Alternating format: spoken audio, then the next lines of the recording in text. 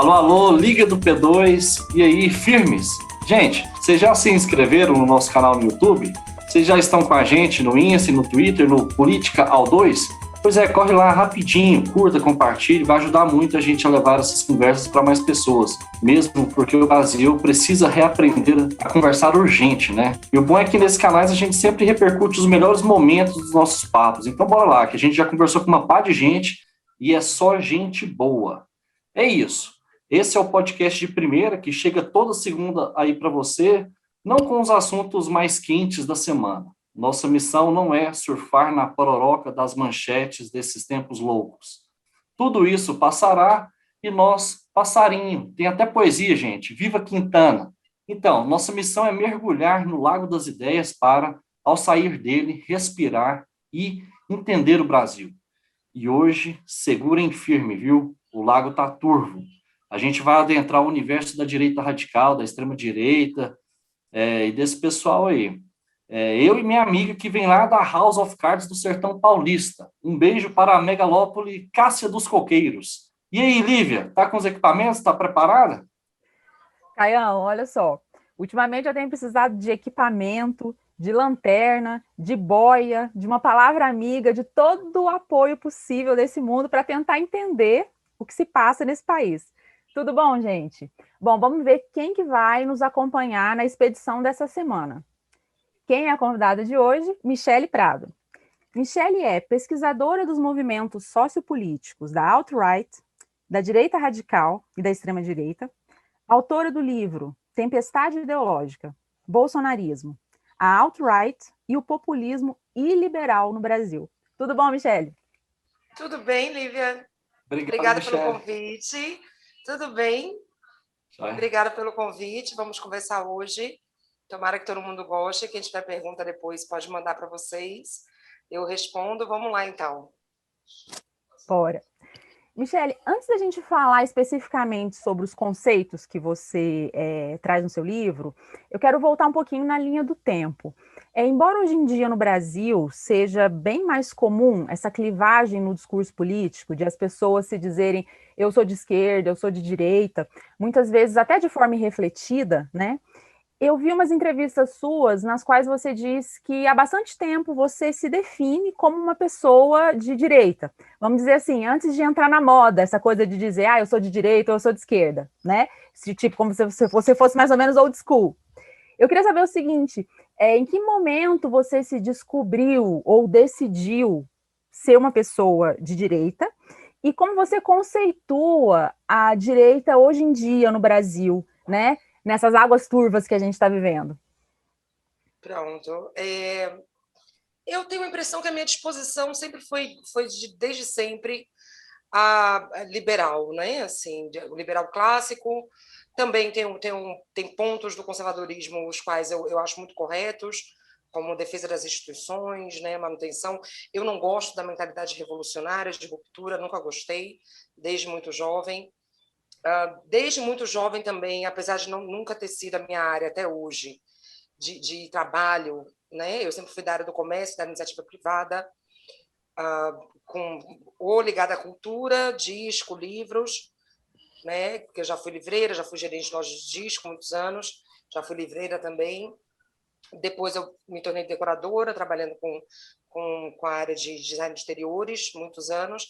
Mas agora eu comecei a estudar esse ano, aos 42 anos, ciências políticas, né? Depois que eu finalizei meu livro, eu achei que realmente era uma área que eu queria me aprofundar e talvez eu tenha a vocação para isso, que eu estou bem apaixonada pelo assunto, né?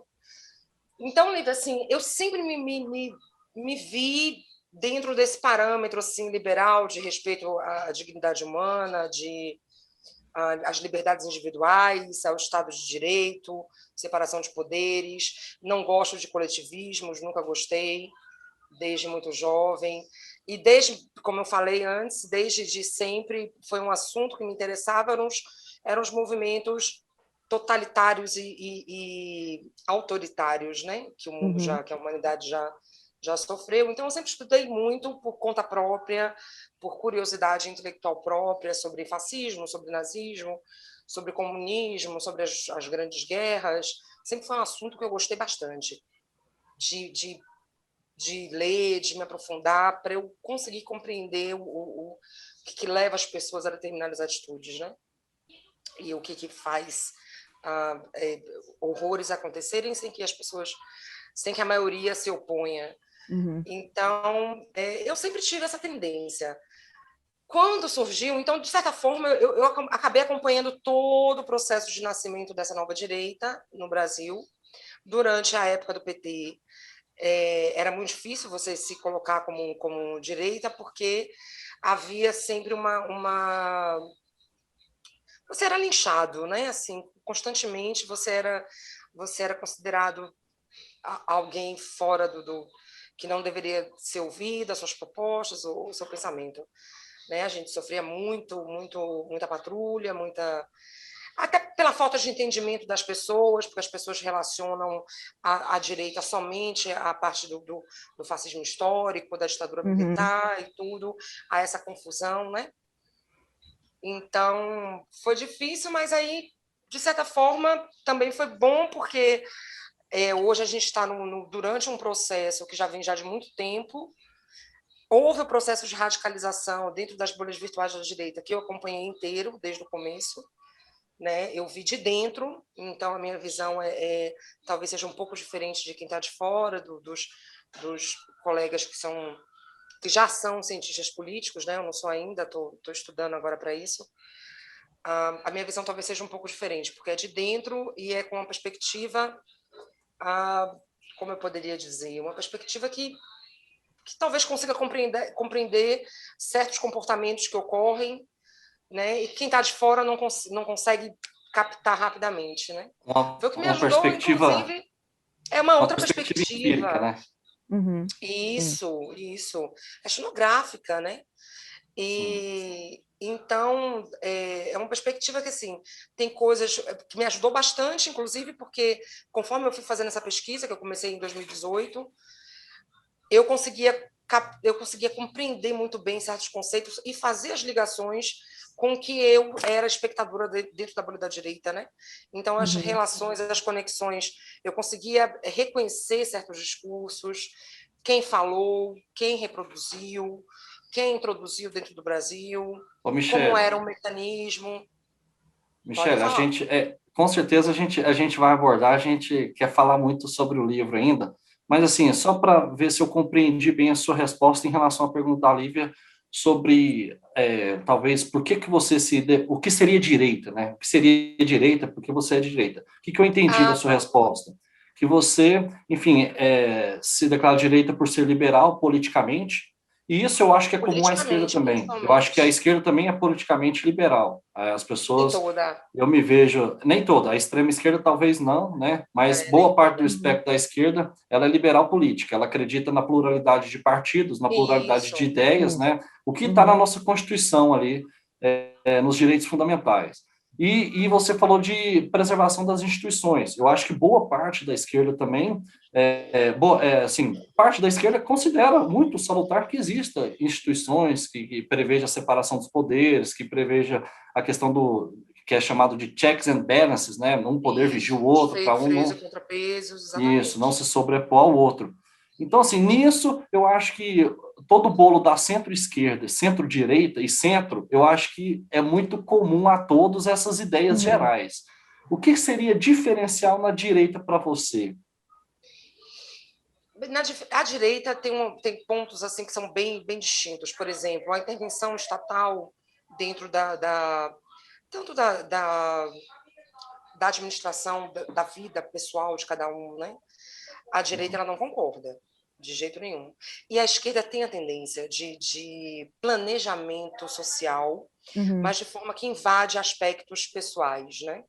Então, essa espécie de engenharia social que se é proposta para que se modifique determinados comportamentos gerais da sociedade ou normas que já estavam estabelecidas, a esquerda ela incide bastante nesse ponto, e isso é um ponto de rejeição bem grande dentro da direita, porque, assim, em geral,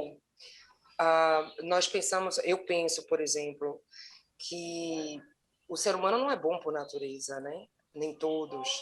Então, nós sabemos que existe as naturezas, a maldade ou a propensão ao mal.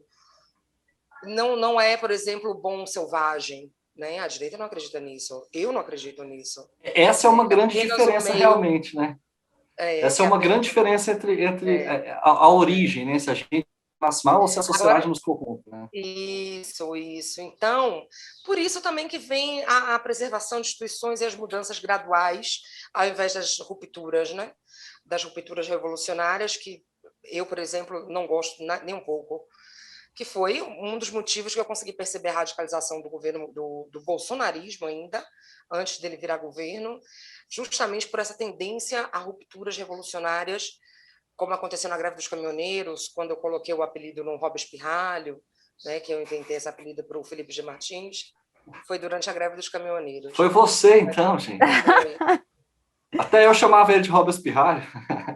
Foi numa discussão na época da greve dos caminhoneiros, porque eu fico completamente contra aquele absurdo, e ele foi um grande incentivador, né, daquele horror, que matou pessoas, que fez pessoas falirem, perderem emprego e tal.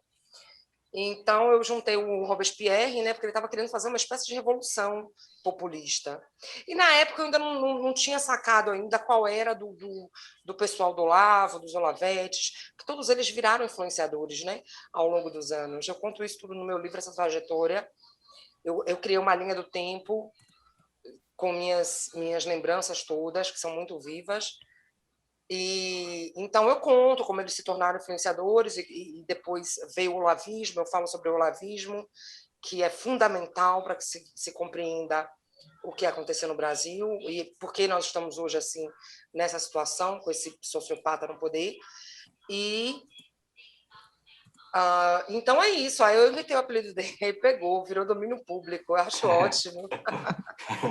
Ô, Michele, deixa eu só deixar um pouquinho mais claro. Quando você fez a diferenciação, né, o Caio fez a aproximação, digamos assim, democrática, pluralista que existe entre a esquerda e a direita, e aí você fez a diferenciação, aí você disse o fato de a direita ser contrária ao planejamento de áreas individuais, né? Dá um exemplo para a gente, assim, seria algo relacionado ao armamento, algo relacionado à liberdade empresarial? Me dá um exemplo, por favor. Eu acho que são muitos exemplos, assim, o armamento nem tanto, porque, assim, eu particularmente não tenho um fetiche por armas como na direita ocorre, né? Uhum.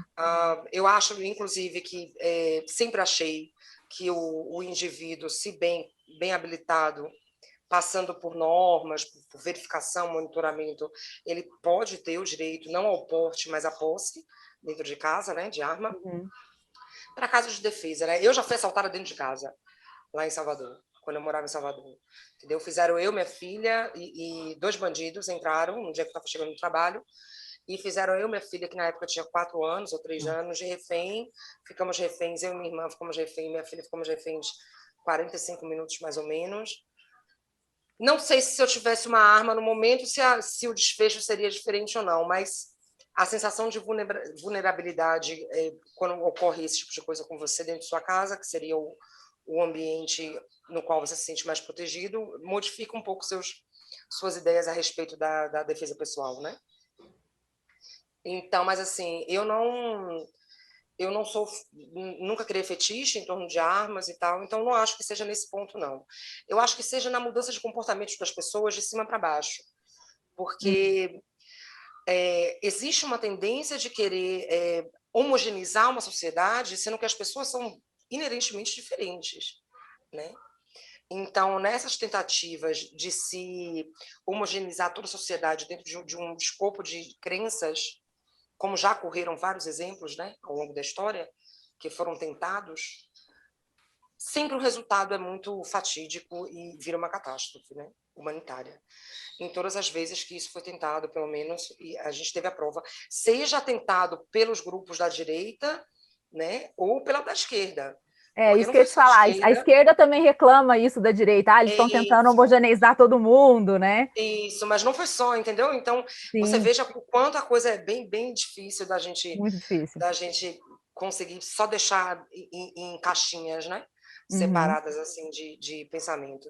Então, essa semana mesmo eu estava escutando uma live, só para ilustrar, uma live sobre o tradicionalismo, que é uma corrente filosófica, que agrada tanto à extrema-direita quanto à extrema-esquerda. E eu percebi que, em vários momentos, algumas pessoas que estavam comentando na live, elas não têm apreço à democracia liberal, entendeu? E tinham até os mesmos discursos que eu encontro na extrema-direita. Então, você vê como uma coisa fica bem tênue e muitas vezes elas se encontram, né? Encontram um ponto de tangenciamento. Então, dentro dessa perspectiva de querer intervir demais dentro de comportamentos das pessoas individuais, eu sou completamente contra e eu caracterizo bem que a esquerda tentou várias vezes, né? O PT tentou isso? Ao longo da história, né? O PT tentou isso? Você acha que o PT tentou isso? Eu acho que tentou bastante, eu acho. Que exemplo você pode me dar? Olha só, só que o PT, como o PT sempre foi uma sigla criada com a junção de muitos grupos de esquerda, e que depois foi ocorrendo o distanciamento, as brigas, aí criaram o PSOL, né, os dissidentes e tal, ele tentou, mas ele não conseguiu implementar completamente, né? O que ele tentou, Michele? Só para eu entender, o que ele tentou fazer assim de homogeneização? Nossa, primeiro a homogeneização da opinião pública, por exemplo, querendo limitar a imprensa, né? Os ataques à imprensa o tempo inteiro. O governo do PT foi marcado por ataques à imprensa verbais, retóricos do Luiz Inácio, né?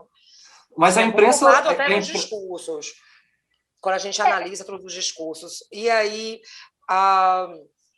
querer também querer caracterizar e insistir até hoje na retórica de que certos países que não são democráticos, né, que são autocráticos, como Cuba, como Venezuela, né, insistir na retórica de que são parâmetros de democracia. Isso também foi muito presente na época do PT. Coisas banais também, por exemplo, você não poderia deixa eu ver, propaganda que vai passar na TV para crianças, né? Nós tivemos interferência nesse tipo de coisa, foram proibidas, várias leis foram criadas, como se os pais não tivessem capacidade suficiente para conseguirem criar e adequar seus filhos de acordo com seus próprios conceitos, né, e crenças. Isso aconteceu bastante também na época do PT. Houve leis, né, desse tipo de interferência. São muitas coisas, viu, gente? Mas, assim, tem gente que coloca até a corrupção em primeiro lugar, né? A corrupção sempre me incomodou muito, mas nunca foi assim, contra o PT, nunca foi exatamente meu foco de queixa, não. Sempre foi essa tendência a querer, inclusive, impedir que você fale o que você quer falar. Porque você se declara também, além de direita, eu vi algumas entrevistas suas, antipetista, avant la lettre, né? Antes de existir esse termo, praticamente, você já era antipetista. Antes. Antes de ser eleita, a primeira vez, inclusive. Michele, é o seguinte, o antipetismo tem definições que eu vou pegar duas. Eu vou pegar de um cientista político chamado Jairo Nicolau. Ele é um cara que estuda sistemas eleitorais, etc. Inclusive, eu cito o livro dele, Brasil dobrou à direita, isso. Ele diz o seguinte, que o antipetismo, ele se fosse para resumir, grosseiramente, ele seria o seguinte, o PT, o seguinte entendimento, o PT é um partido de corruptos que vai, enfim, acabar com a minha família e vai transformar o Brasil numa grande Venezuela. Espera aí, que o Wilson Gomes é um professor que teve aqui até, seu conterrâneo também, e ele teve aqui semana passada, e ele fala também que o antipetismo ele está naquela coisa do exagero. O PT é culpado pela chuva, por destruir minha família, etc. Ou seja, o antipetismo, na visão desses dois estudiosos, seria meio que uma criação, né, que se popularizou muito, mas de algo que não é amparado na realidade. Não são apenas simples críticas pontuais ao PT. São, assim, invencionices mesmo. Tipo assim, porque o PT vai transformar o Brasil numa grande Venezuela, isso aí dá para discutir. Não é bem assim, né? Não é o desejo dele, acho que não foi, né? Então, assim, você considera que esse... Você concorda com essa definição de antipetismo deles? Não, bem, eu vou explicar agora de dentro da direita, né, e do que eu vi acontecer durante todos os anos. Ah, quando o Lula venceu, houve uma certa histeria coletiva, né, no Brasil, né, ao ponto de certos intelectuais falarem que o sol se abriu, ou que... Uma coisa até religiosa, né, uma tendência messiânica dentro do lulismo, quando o Lula venceu. Ao longo dos anos, concomitante ao Lula aqui no Brasil, logo depois, um pouco antes, o Chávez havia conseguido chegar ao poder na Venezuela, né? E antes do Lula ser eleito aqui no Brasil, a Venezuela já apresentava, Chávez já apresentava tendências à autocracia, né? Com as medidas que ele propunha. E aqui no Brasil, a imprensa em geral foi bem conivente com o avanço do chavismo lá na Venezuela. Então, quem acompanhava, por exemplo, como eu, na época, já acompanhava o que acontecia na Venezuela, via certas leis, via certos avanços do Chávez dentro da contra-constituição, né? Acabou com o Senado, né? O traço populista, o populismo, porque é um populismo de fato, que ocorreu toda essa parte da Revolução Bolivariana em geral é populista.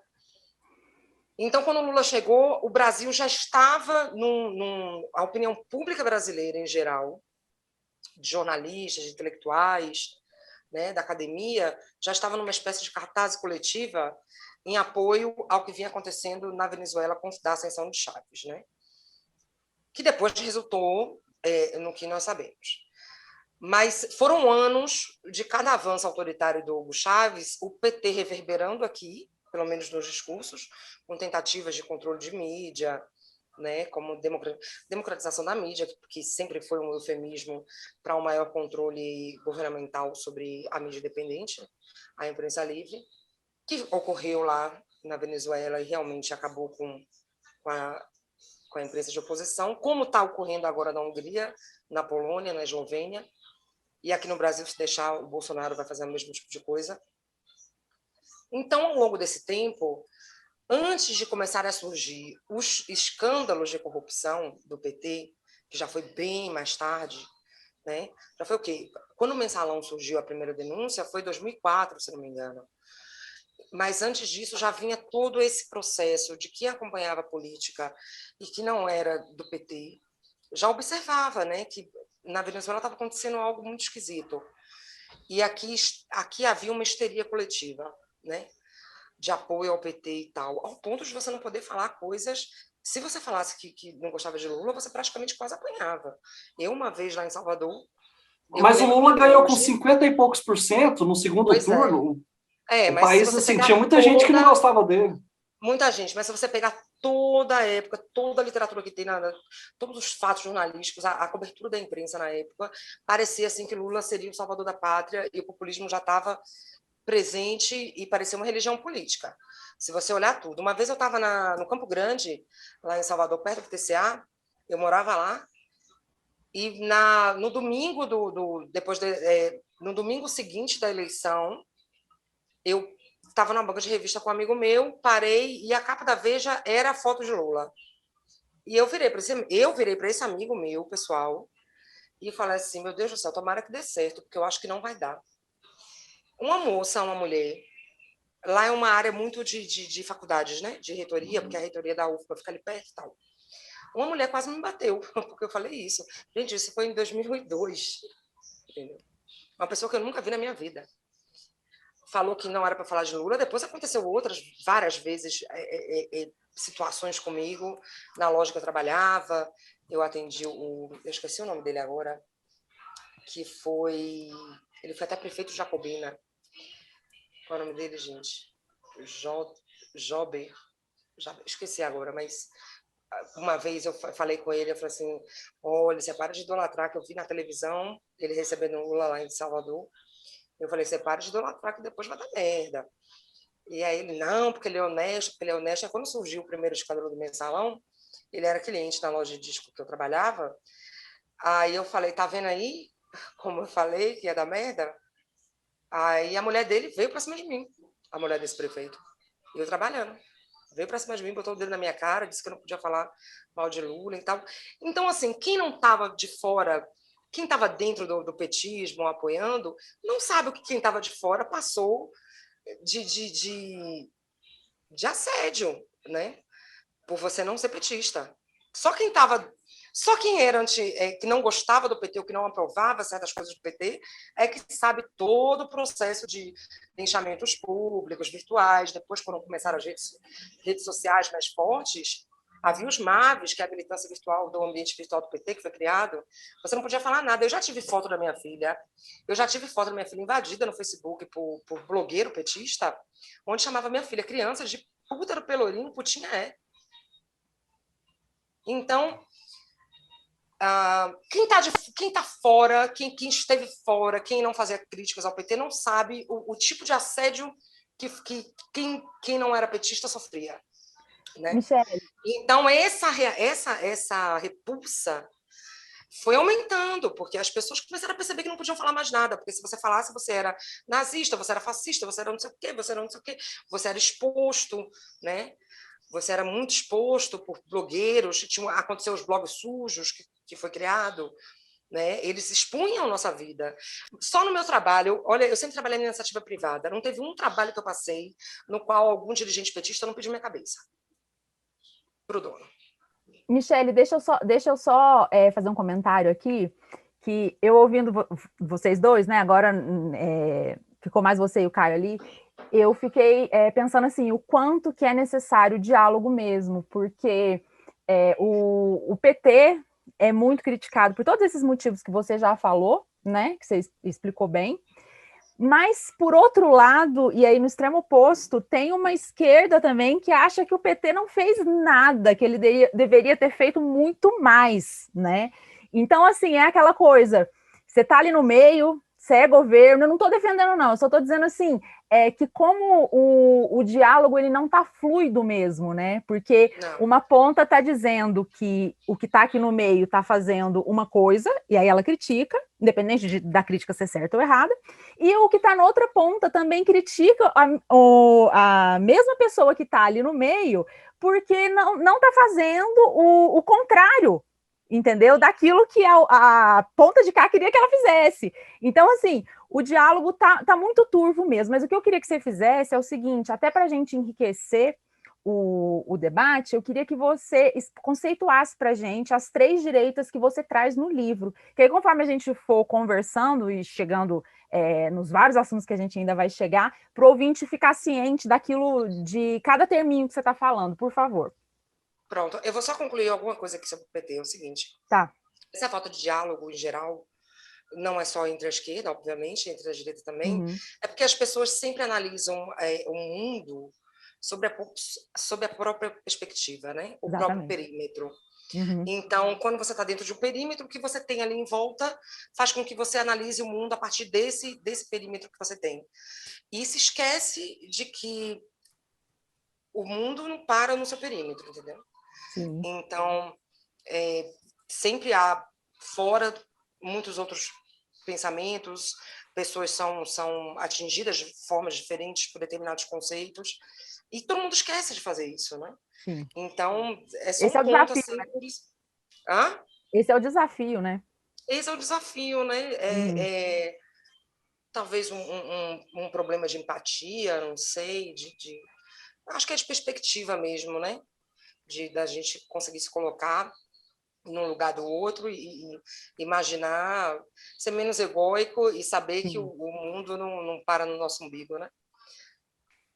Sobre as direitas. Isso. Lá no livro, eu falo de muitas direitas, porque o foco é a alt-right, que é a direita alternativa, mas eu falo muito também da extrema-direita, porque elas são simbióticas e a extrema-direita, em geral, não é um movimento uniforme, como muitos imaginam, como eu próprio imaginava, né? Ele é bem dísparo, tem correntes que são antagônicas quase em suas crenças. Então, eu explico. a alt-right, eu não entro em questões de conservadorismo convencional, nem o liberalismo clássico, porque o meu foco é na parte radical, da far-right, né? Que se chama na parte radical extrema da extrema-direita, da direita, que foi introduzido no Brasil e que deu origem ao bolsonarismo. Então, eu falo sobre a alt-right, que se chama direita alternativa, ou alternative right. É uma corrente radical surgida agora depois dos anos 2000, mais especificamente a partir de 2008, 2009, ou seja, anos antes da eleição de Trump. Eu falo sobre as influências, quais são as correntes filosóficas da direita e as ideias, os conceitos que são utilizados, que deram origem à alt-right, que seria o paleoconservadorismo, principalmente, e a Nouvelle Droite, que é a nova direita francesa dos anos 60. E o paleo é o quê?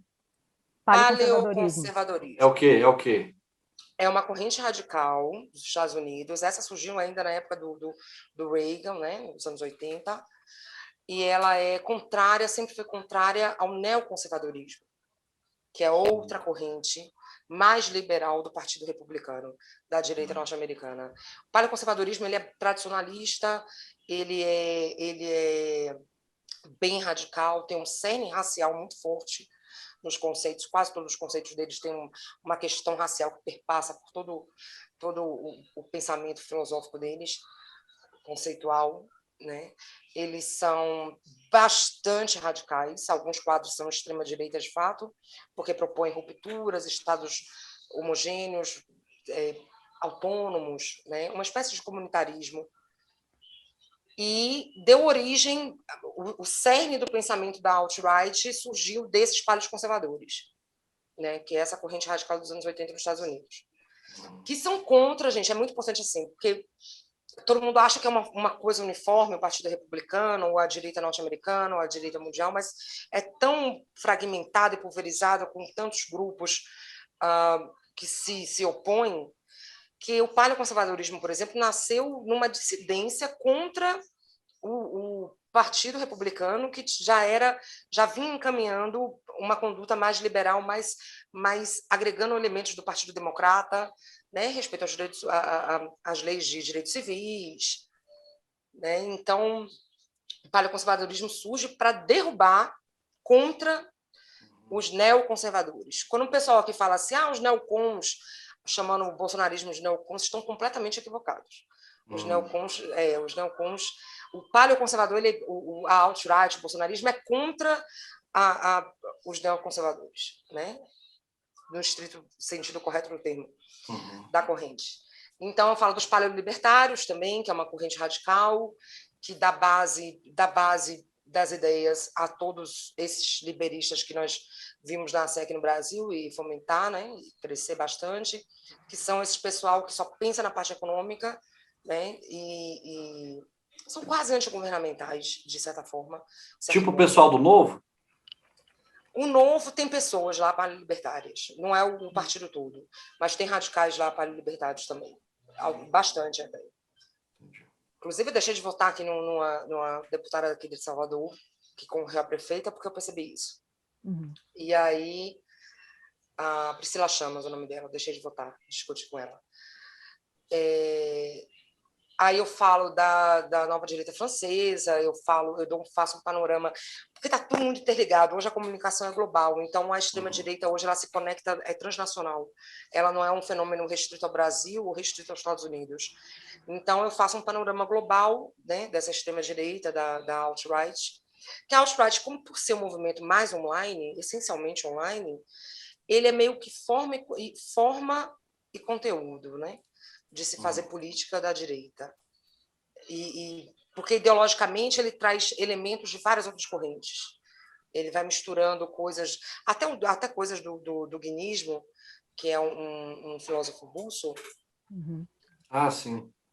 A nova direita, a alt-right, traz também elementos do guinismo, que se influenciou na Nouvelle Droite da França. Então, eu acho que eu consegui, né? Eu espero que sim. O livro atrasou, a editora atrasou para me enviar os exemplares físicos. Recebi ontem o e-book, mas eu só vou colocar o e-book à venda depois que eu enviar para os compradores o livro físico. Ô, Michele, estou esperando agora dia 23 21, Não, 23 de maio. vamos chegar e vamos entender isso, porque a gente precisa compreender, já que você fala também que esse pessoal não é democrático, né? Então estão querendo uma ruptura. Então a gente tem que Não, entender não, com a quem que a gente parte está não. lidando. Agora, Michele, eu queria entender um pouco essa origem da sua militância, e principalmente como marco ali 2013, porque é um senso comum aqui no Brasil, vários analistas colocarem esse ano de 2013 como, Como marco enfim, fundador, um né? marco fundador da expansão da direita no Brasil. Começou, Verdade. obviamente, por causa dos 20 centavos, começou um movimento, portanto, de esquerda, etc., mas que foi tomando corpo e até, enfim, depois veio impeachment, depois veio uma eleição, depois veio pedido de recontagem, depois veio impeachment, etc. Então, e isso a direita sempre crescendo, né, a partir daí. Então, assim, como é que você vê isso e como é que você analisa 2013, onde você estava e o que você pensou naquele momento que ia acontecer com o Brasil? Pronto. É, engraçado, Caio, assim, é que para você ver o quanto a esquerda estava apartada das pessoas que não eram apoiadoras do governo do PT, que nem conseguiram perceber que já havia se formando já há muito tempo, né, uma bolha da direita que já crescia há anos dentro das redes sociais e que foram aglutinadas justamente por causa desse processo de patrulha, de não respeitar a opinião de quem era da direita, né? Dentro do debate público, essas pessoas foram se aglutinando.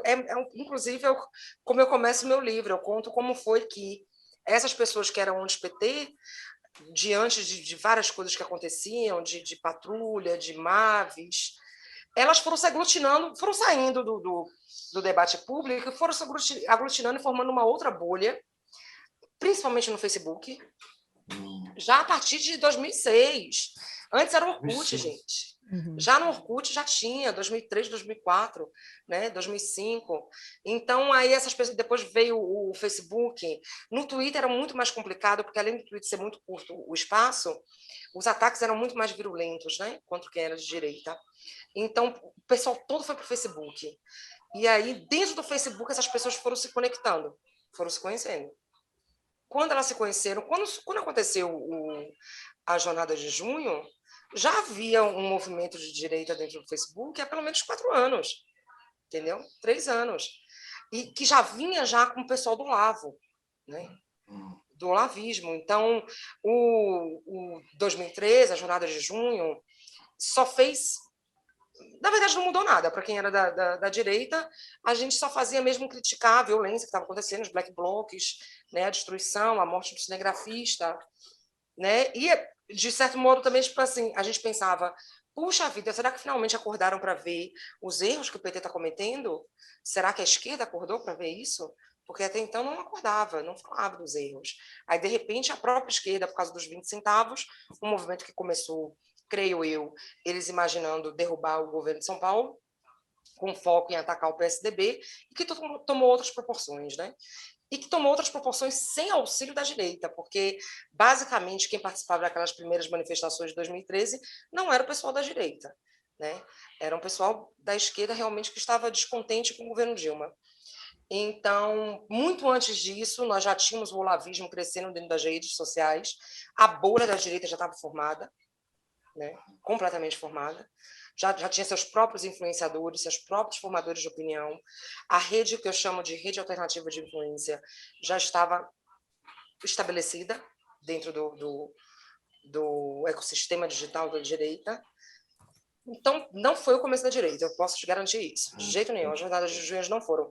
Claro que, assim, os cientistas políticos, que eu respeito totalmente o trabalho deles, mas que não participaram desse processo todo, desde o começo, e que estavam apartados, né, das opiniões dessas pessoas, eles não conseguiam... Estava apartado, eram mundos que estavam em dois ambientes diferentes, então um não conseguia escutar o outro. Dessa forma, quando surgiu isso, muitas pessoas relacionam com 2013, mas não tem absolutamente nada a ver. 2013 foi uma revolução populista, né? Também foi um movimento populista, né? Como depois surgiu o Occupy Wall Street, que também é um movimento populista, né? A retórica totalmente populista. e depois o Tia Parte nos Estados Unidos também, que aí foi um movimento essencialmente de direita radical, o Tia Parte. Michele, nos Estados você, Unidos. você citou o Olavo, né? Que Hum, ele é um dos, se não o maior, né, instigador dessa nova direita brasileira. Eu assisti alguns vídeos dele e me chamou muita atenção, mais do que as próprias ideias dele, a quantidade de vezes que ele usa a palavra eu, meu e sempre. E aí eu queria saber de você, que teve contato, como você disse, com muitos olavistas, quais são os principais mecanismos de persuasão do Olavo?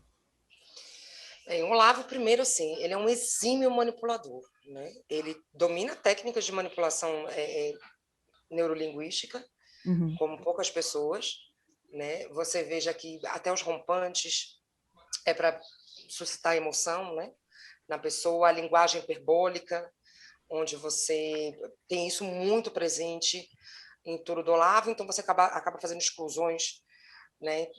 Na cabeça das pessoas, né? Porque ele sempre utiliza muito assim, sempre o maior, o único, das milhões. Uhum. Sim. Então ele tem essa linguagem hiperbólica bem presente. Ele manipula de tal forma que ele vai lançando conceitos absurdos para ampliar os limites de aceitação do absurdo dos seus seguidores. Então, os seguidores passam a modificar parâmetros cognitivos. É o Né? Isso troll. aí nesse caso específico do Olavo, ele não está nem fazendo troll, ele está modificando de forma deliberada O a pensamento. aceitação dos alunos, o pensamento, Uhum. o processo cognitivo das pessoas, porque ele lança certos absurdos. Aí, como já é um movimento de massa muito coeso, o olavismo, onde existem muitos linchamentos públicos, de humilhação e tudo, e as pessoas que fazem parte do olavismo, elas se sentiam muito especiais, porque ele também fazia isso na cabeça das pessoas, ele fazia com que as pessoas se sentissem as pessoas mais inteligentes do mundo, as mais importantes, as mais especiais, né? Então, as pessoas que já estão dentro desse processo, capturado por esse movimento, ele chegava e falava, por exemplo, que a Terra é plana. Ele propriamente ele não deve nem acreditar que a Terra é plana, mas ele quer testar o limite do que o aluno dele, do seguidor dele, está disposto a acreditar nele. É uma espécie de teste até de subserviência. E também para próximo absurdo que ele falasse, é aceito sem nenhum tipo de oposição. Então, isso ele fazia muitas vezes. Né? Ele usa essa tática muitas vezes, de colocar uma coisa totalmente absurda e para ampliar, né? Aí vai os alunos. Porque eu não sei se eu estou me fazendo entender. Quando uma pessoa fala uma coisa muito absurda para você, aqui na Bahia, é como se fosse assim: colocar o bode na sala. Aqui tem esse Aham, ditado.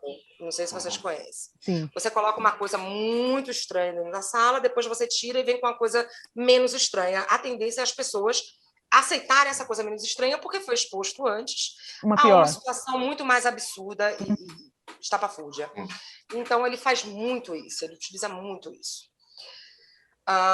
Ele domina completamente os alunos dele, até porque ele tem uma bagagem cultural que não é desprezível, com certeza. As pessoas têm que parar de subestimar a inteligência do Olavo de Carvalho.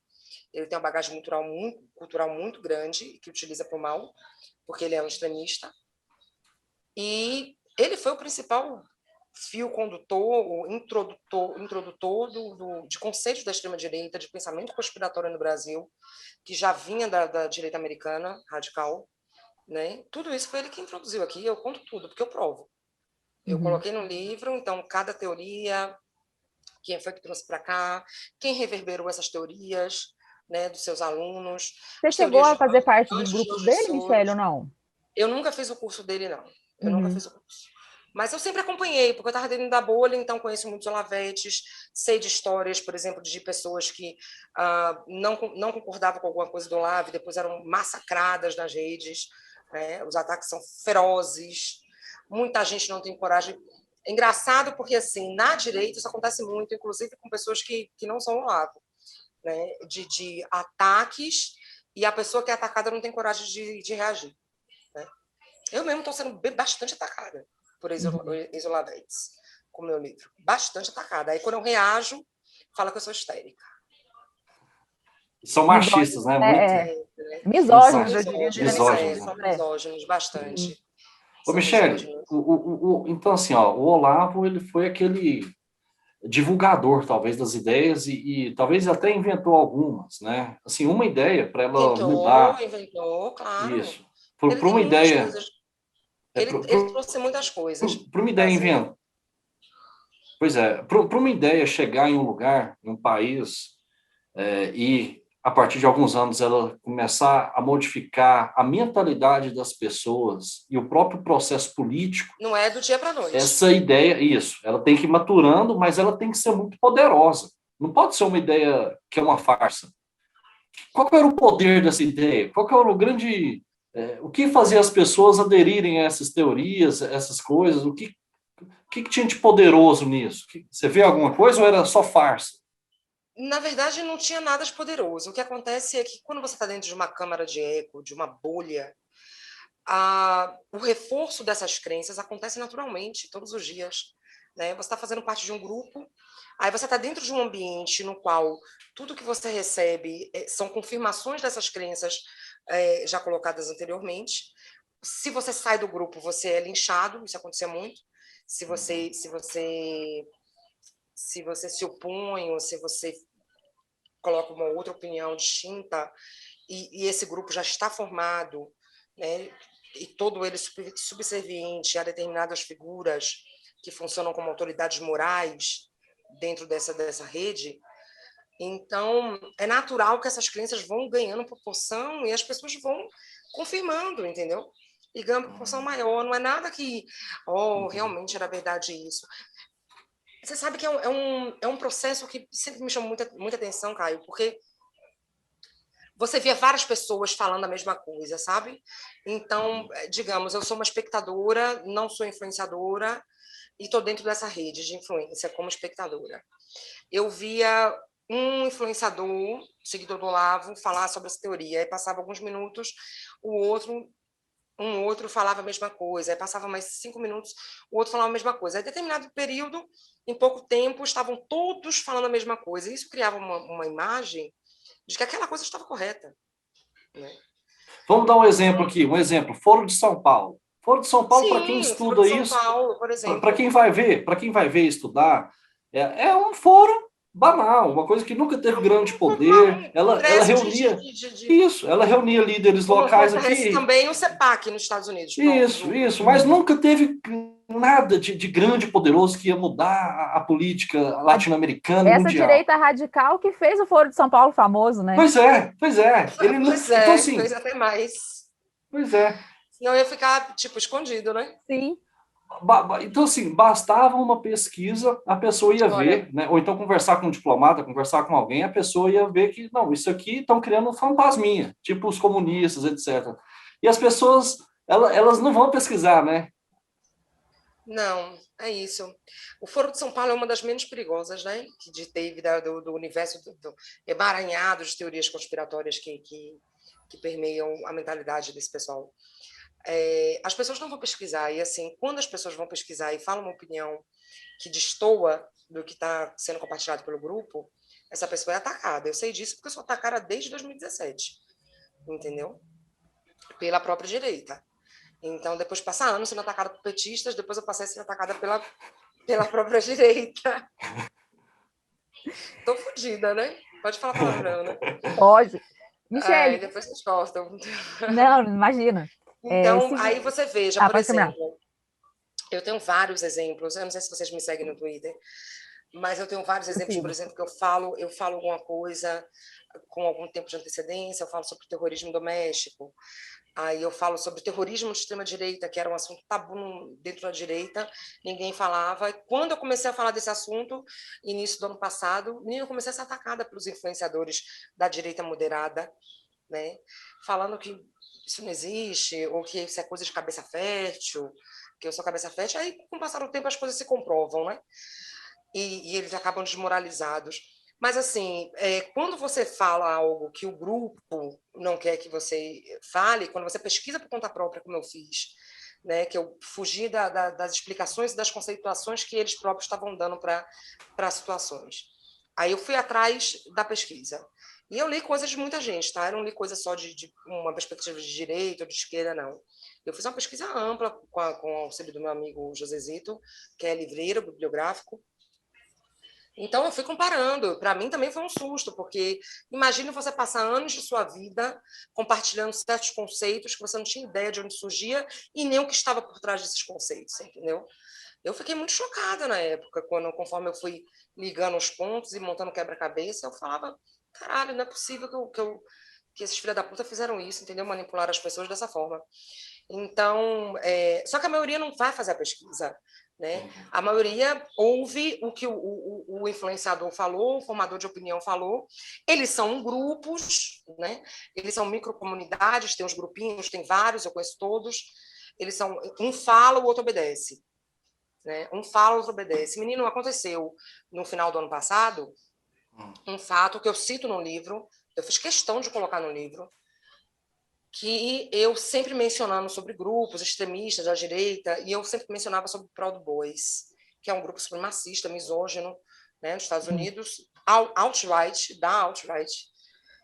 E é algo que eu já vinha pesquisando desde 2018, então é algo que eu tinha total conhecimento do que eu estava falando. Então, uma vez eu li o artigo do Paulo Cruz na Gazeta, o Paulo Cruz era meu amigo. Eu li Não é mais?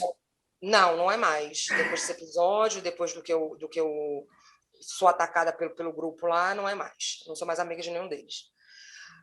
Porque eu reajo. O que ele falou? Não, ele escreveu um artigo na Gazeta. Sim. Com o nome Trump não é racista. E nesse artigo ele fala sobre o Proud Boys. E ele afirma que o Proud Boys não era um grupo supremacista. Aí eu chamei no WhatsApp e falei, Paulo, o Proud Boys é supremacista, o Gavin McInnes, ele tem várias frases dele misóginas, antissemitas, né? Ele é, sim, supremacista e tal, vou te mandar, mandei um livro, assim, vou te mandar livro, não lembro se eu mandei um livro, você pode te mandar um livro que é justamente sobre o Proud Boys e tal. E ele me respondeu, agora já foi. E eu achei um absurdo. Porque as pessoas precisam ter responsabilidade quando elas são formadoras de opinião, quando elas exercem influência sobre outras pessoas, com ideias. Então, você não pode simplesmente falar para um grupo de pessoas, de leitores, milhares de leitores, que um grupo supremacista não é supremacista, e depois de você saber da afirmação de alguém que já te conhece há muito tempo, né? Você sabe ouvir de outra pessoa, olha, é supremacista, e você não fazer uma correção. Então, o engano é deliberado, né? Que isso? A irresponsabilidade é deliberada. Aí passou alguns meses, houve a invasão no Capitólio. E antes da invasão no Capitólio, eu avisei no Twitter que tudo estava se desenhando para que houvesse algum tipo de conflito no dia da posse. Então, e eles não gostam quando eu falo assim, eu avisei, mas eu falo e eu esfrego na cara. Ninguém gosta de ouvir, né? Eu esfrego.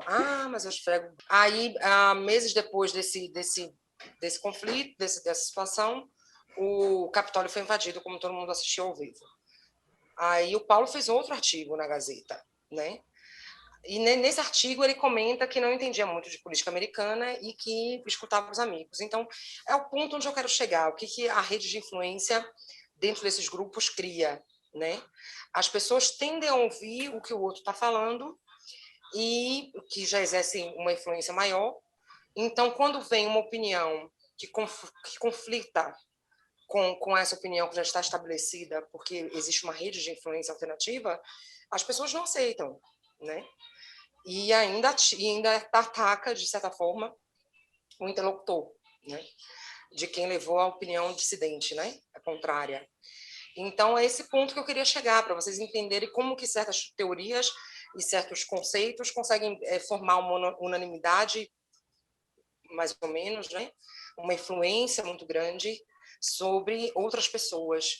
Então, quem está de fora, que não sabe dos acontecimentos dos bastidores, ou que não tem noção, que não tem acesso a certas informações a respeito desses assuntos, elas recebem aquele conteúdo que está sendo repassado pelo grupo sem nenhum tipo de questionamento, entendeu? E isso vai se espalhando, gente, porque o mundo é globalizado, né? As informações são uma rede. Então, a informação vai se passando. Aí viu fulano falar, viu ciclano falar, o outro fulano, que é influenciador, aprovou o que foi dito, isso cria uma espécie de autoridade moral dentro do grupo, e as pessoas começam a compartilhar isso o tempo inteiro, e passam a acreditar nessa crença. Né? E vamos lembrar que o Paulo Cruz é considerado um cara super, pelo menos na direita, moderado, liberal. Mas ele é moderado. Mas ele aí cometeu isso que você está falando. Nesse caso específico, o que eu estou te falando, ele é moderado. Inclusive, dessa turma aí, é um dos mais moderados. Ele não é direita radical, nem é extremista, o Paulo. Só que, dentro dessa rede de influência, você recebe essas coisas e você fica meio preso, entendeu? Então, você acaba sendo influenciado por conceitos e por ideias que você passa a acreditar e você reverbera essas ideias para outras pessoas, com pouca responsabilidade. Né? Então, esse é o ponto que eu queria chegar para vocês entenderem como funcionam essas redes de influência e por que certos conceitos ganham tanta amplitude dentro da direita e tantas pessoas acabam apoiando. Não pode esquecer também o seguinte, que essas pessoas estão conversando dentro de uma bolha, dentro de uma câmara de eco. Então, o que foram anos e anos, gente, não começou em 2013, foram anos e anos de um afastamento sem diálogo, né, entre grupos do Brasil, né, entre direita e esquerda, e essas pessoas que estão dentro dessa bolha da direita, elas não escutam quem não estiver dentro dessa bolha. Elas não escutam ninguém que está fora dessa bolha. Houve um processo de retirada de credibilidade da imprensa, retirada de credibilidade da academia, né, um esvaziamento do que essas pessoas falam. Então, quem está dentro dessa bolha da direita só acredita e só escuta no que alguém de dentro da direita está falando para ela. E olhe lá, porque como são muitos grupos, aí, por exemplo, eu comecei a falar, né, trazendo os conceitos, explicando, o pessoal abrindo o olho, olhe, essas teorias têm fundo antissemita, olhe, isso aí é teoria conspiratória, olhe, Bolsonaro é autoritário, né? Eu vinha falando e ia sendo atacada. Então, ainda tem isso ainda, porque dentro do grupo, quem é dissidente sofre bastante ataques e passa a não ser escutado, né? Ouvido. Uhum. É uma dinâmica muito louca, mas é uma dinâmica que vai fazer parte do mundo daqui para frente, com certeza. Então, quanto mais pessoas estudarem a respeito, melhor, né? Michele, vamos aplicar todo esse conceitual aqui no Brasil de uma forma mais específica. Você disse que viu o bolsonarismo, o crescimento do bolsonarismo de perto, né? Eu queria que você explicasse para a gente, assim, né, de forma sucinta, claro, qual foi o mecanismo de expansão e qual é o mecanismo de manutenção do bolsonarismo, né? Quais são as principais coisas ou pessoas ou processos responsáveis pelo que a gente está vivendo hoje? Vamos lá. O bolsonarismo começou mais ou menos em 2014. E ele foi sendo introduzido, no nome dele, dentro dessa bolha da direita, através dos alunos do Olavo, do próprio Olavo, né? Fez hangouts com a família Bolsonaro.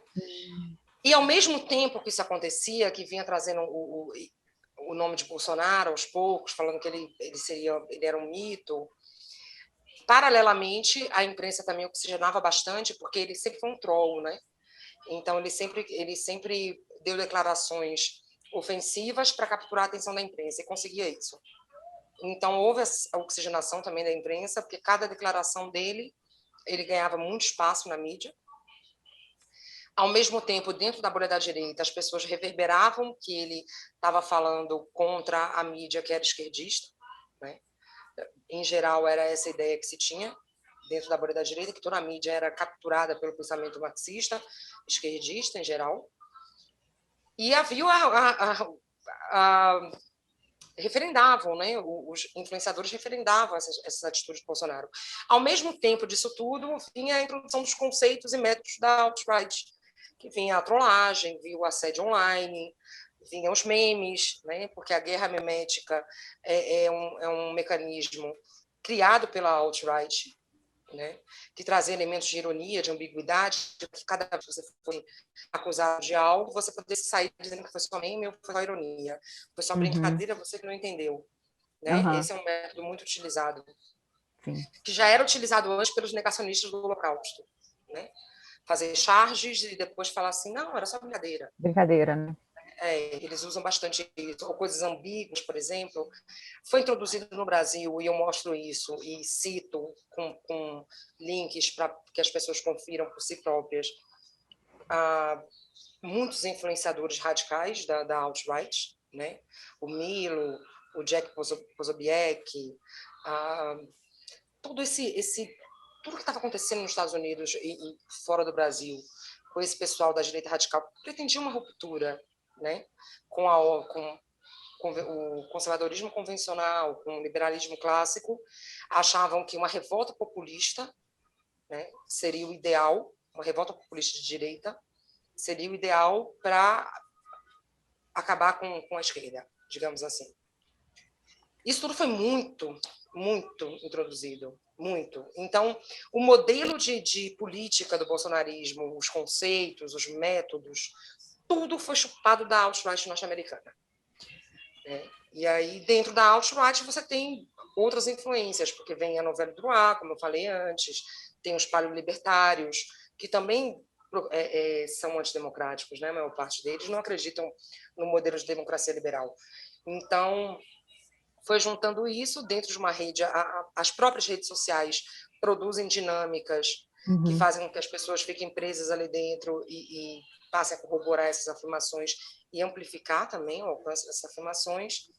Muita gente saiu do anonimato nessa época, e isso exerce um poder muito grande sobre as pessoas, né? Porque de repente você é uma anônima, aí você faz um vídeo xingando alguém, você vira um popstar dentro dessa bolha, o seu status cresce dentro desse grupo, você é convidada para escrever em blogs, né, alternativos, você é convidada para live, Eu sei que eu já fui convidada e sempre recusei, mas eu fui convidada diversas vezes para várias coisas, para escrever em blogs, para Jovem Pan já fui convidada 2 vezes, recusei. Então você cria, e quem gosta disso, e quem de repente os oportunistas encontraram aí uma maneira de capitalizar de alguma forma, né? Você cria site, você cria, o Paulo Enéas criou o Crítica Nacional, né? Quando ele criou o Crítica Nacional, ele me convidou e eu recusei, porque eu já via certos comportamentos dele que eu não aprovava. Então, eu conheci todo esse pessoal, né? Você modifica a sua linguagem, eu vi muito isso acontecer. Eles começam a mimetizar a linguagem do Olavo, a forma como o Olavo escreve, a forma como o Olavo fala, até fumar, gente, o pessoal começou. Né? Engraçado que eu sou fumante e eu nunca fiz apologia ao cigarro, mas que louco, né? Mas até isso, o jeito e tudo, então muitos vetores atuando ao mesmo tempo. Aí veio a Lava Jato também, né? A Lava Jato deu um incentivo para essa revolta populista, digamos assim, né? Deu um alimento para essa revolta populista. As pessoas quererem uma revolução para poder contra o establishment, que é uma retórica completamente radical, né? Afinal de contas, o establishment é a democracia liberal, né? Sim. Você acha que a democracia liberal, o sistema. Ô, Michele, você falou aí que o bolsonarismo ele tem esse aspecto revolucionário, né? No sentido de querer refundar as instituições, não preservar, isso, querer... Cultura, exatamente. Isso, querer reinventar a roda, digamos assim, né?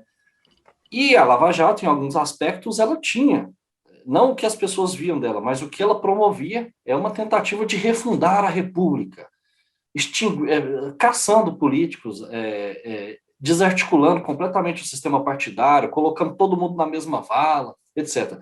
Você vê alguma relação desse aspecto de revolucionário, de querer refundar a República por meio de golpes? Você vê isso nesses dois movimentos, no bolsonarismo e no lavajatismo? Olha, o lavajatismo, eu observo da seguinte maneira, tem um ponto que a gente nunca pode esquecer, o Brasil é muito desigual, as classes políticas elas têm muitos benefícios e proteções que não são expandidas ao resto da população, né? E a impunidade aqui no Brasil é muito grande, né? A gente só vê preto, pobre, puta, pessoas analfabetas serem condenadas e irem para a cadeia, né? Dificilmente a gente observa a justiça sendo aplicada de forma justa, né, de forma igualitária entre diferentes classes sociais, né? É muito difícil isso acontecer. Eu morava em Salvador, né? Então eu cansei de ver cenas onde minha filha ia com a amiguinha dela para o shopping, a amiguinha dela negra, e ficarem seguindo elas dentro do shopping, né? Dentro de alguma loja. Já aconteceu até de eu dar o cartão para comprar um ventilador e para mim, né, levar, e a moça que ficava com Bia para mim, minha amiga, vou até mandar um beijo para ela teve neném agora, mandou a foto, ele é lindo. Beijo! Beijo! Raia, lá de Salvador, teve neném antes de ontem. Aí mandou a foto, coisa mais fofa. Aí a Rai ficava com ela para mim quando eu trabalhava, né? Era minha ajudante. E aí um dia eu pedi para comprar um ventilador e elas foram para o cinema, eu pedi para comprar um ventilador para mim, ela foi em 4 lojas e ninguém atendeu ela com o meu cartão. Aí eu saí de casa, fui lá e fiz um escândalo em cada loja. Né? Acabei até levando o ventilador de graça para casa. Nesse dia e dei para ela. Mas assim, então nós temos uma realidade no Brasil no qual não há justiça, né? E igualitária para as pessoas não, gente. Sim, A gente vê, sabe? Então essa é uma realidade que a população sente, percebe, vê, vive, né?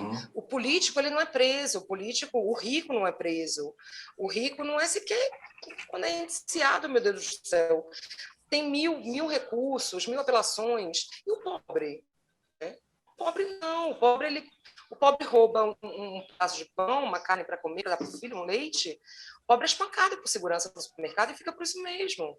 E morre. Né? O rico rouba milhões, o político rouba milhões e nada acontece. Né?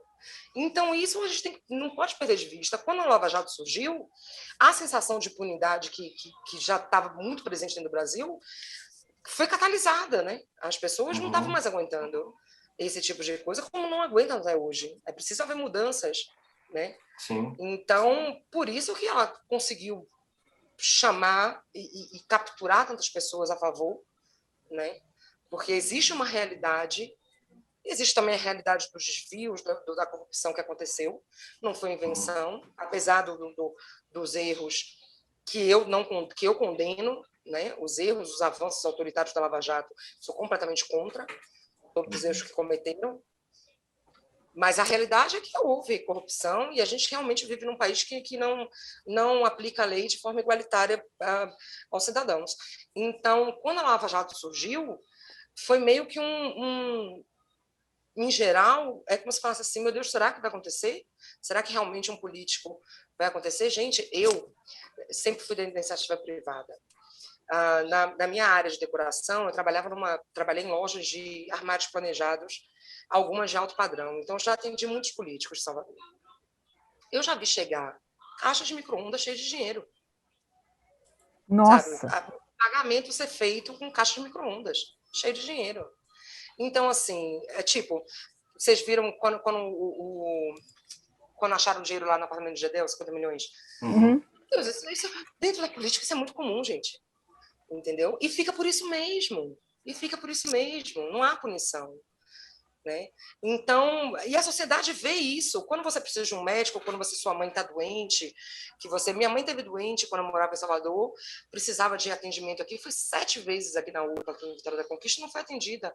Quando ela estava entre a vida e a morte, um deputado, que já tinha sido meu cliente, eu falei com ele, minha mãe está entre a vida e a morte no Vitória da Conquista. Ele mande ela agora para o Hospital Geral, que ela vai ser atendida. E ela chegou e foi atendida. E a pessoa que não tem esse contato? Morre. Entendeu? Morre, porque é assim a realidade. Sim, mas a pergunta é o seguinte, é o aspecto revolucionário dos dois movimentos. O aspecto revolucionário de querer refundar as instituições. Caio, então assim, não era exatamente, a Lava Jato não queria exatamente refundar as instituições, como o bolsonarismo pretende. Né? A Lava Jato queria modificar certos de forma errada, porque não cumpriram com o Estado de Direito, né? Não seguiram as normas, mas eles queriam modificar processos que nunca iam adiante ou diminuir a impunidade. Agora, fizeram isso de forma completamente equivocada, autoritária, muitas vezes, né? Rompendo com os limites que precisam ser estabelecidos sempre, que já são estabelecidos, né? E contra o próprio Estado de Direito. Né? em muitas situações. Mas eles não necessariamente queriam refundar instituições ou... Tinha também toda a parte de espetacularização, né, do processo, que eu acho que condenam também, né, o Danton e toda essa coisa de virar popstar, não condiz com o cargo que ocupam, nenhum deles, né, incluindo o Sérgio Moro e a mulher dele, que viraram meio popstar, né. Eu não concordo também, mas tem essas diferenças com o bolsonarismo. Já o bolsonarismo é realmente um movimento que pretende uma ruptura total e um refundamento das instituições de acordo com as próprias crenças autocráticas, né? Na maior parte da Michele, mentalidade. falando nessas críticas nesses rompantes autocráticos, né? O governo Bolsonaro ele é um governo extremamente personalista, né? Eu fiquei pensando aqui naquelas duas éticas do Weber, né? A ética da convicção e a ética da responsabilidade. A ética do Bolsonaro é totalmente da convicção, né? Aquela ética do que ele acredita. E o governo chega a ser tão personalista que os próprios filhos, né? Supostamente influenciam nas decisões do governo federal, do executivo. Eu queria saber se você tem conhecimento de como funciona essa distribuição de poder entre os três filhos. Se existe assim, esse fica com mais esse assunto, esse é com essa área, ou você não tem conhecimento?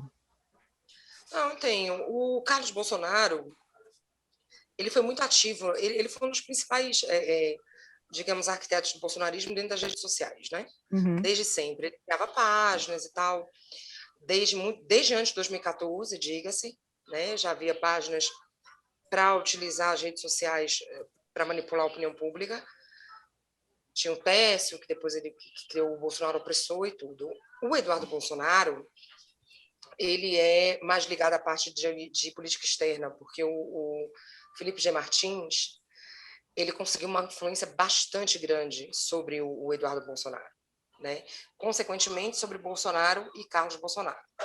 O Golavete, que é assessor à presidência da República. Uhum. Esse foi um dos principais, né, arquitetos do bolsonarismo, porque, além dele trazer todas as coisas da alt-right e esses conceitos de revolução populista para o Brasil, ligados à alt-right, ao Bannon, ao Stephen Miller, toda essa tralha, esse lixo, ele é muito, muito hábil na escrita, né, na linguagem, ele sabe escrever muito bem. Então, ele conseguia manipular bastante as pessoas e capturar bastante essas pessoas. Quando ele começou a falar do nome de Bolsonaro em 2016, 2017, mais ou menos. 2015 também já falava, só que em 2015 ele não era famoso. Ele ficou famoso com o Trump, com a eleição do Trump, dentro das redes.